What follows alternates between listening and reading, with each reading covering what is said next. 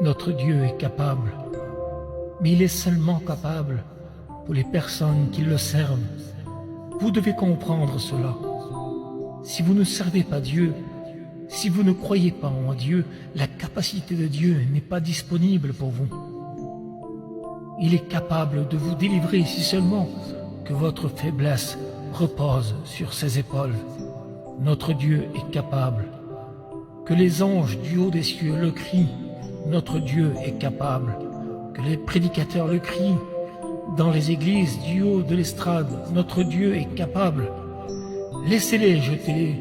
Paul et Silas en prison, notre Dieu est capable. Il secourra ce lieu par un tremblement de terre, brisera les liens des captifs et les rendra libres. Laissons jeter Daniel dans la fosse aux lions pour ses prières et sa foi en Dieu. Notre Dieu est capable. Il a mis un cadenas sur la gueule des lions pour qu'aucun lion ne brise un os dans le corps de Daniel. Notre Dieu est capable de délivrer et il le fera. Ne soyez pas effrayés. Excepté d'une chose, du compromis.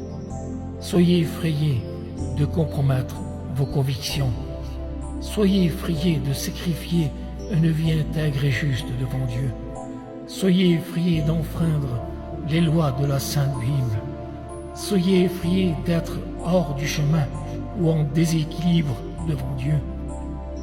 Soyez effrayés du compromis, car si vous refusez de vous prosterner, Dieu dit que vous ne brûlerez pas. Si vous défendez ce qui est juste, Dieu vous délivrera, car Dieu est capable. Et il vous délivrera si vous refusez de vous prosterner devant le compromis. Vous savez, depuis des temps immémoriaux, le peuple de Dieu a dû affronter les fournaises ardentes de la vie. Joseph en a affronté. Il a été vendu par ses frères en esclavage, loin de sa maison. On l'a emmené en Égypte, emprisonné dans la maison d'un homme, où il savait ce que c'était d'être vivant dans le feu d'une fournaise ardente. Mais Dieu l'a délivré. Daniel a été mis dans une fournaise ardente. Parce qu'il priait son Dieu 3 fois par jour, il a été jeté dans la fosse aux lions. Job, à cause de son intégrité envers Dieu, a été frappé par le diable d'un ulcère malin, d'une maladie terrible, depuis la tête jusqu'aux pieds.